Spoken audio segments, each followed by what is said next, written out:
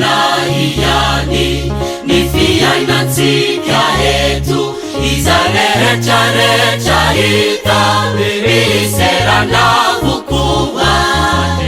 ody vovoka opotsika olo raha kely toy izany no anananazy tsy aleo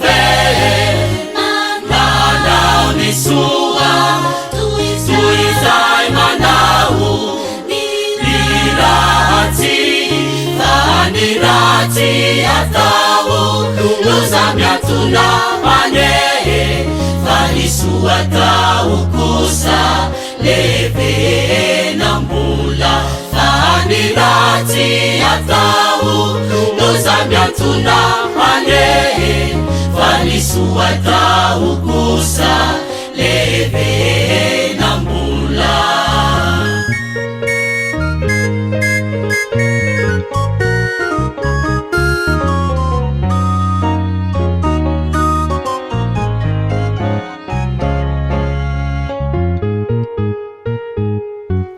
Ny fiainatsika eto fifaliana raha intseto tsy misy raha zay mba mateza ny homandraky izay satria mbola hofona ratsy izay raha kely toy izany no anananazy tsy aleo manao ny soa toy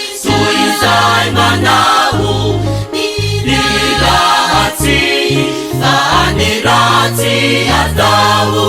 loza miatona manehe fa ny soa atao kosa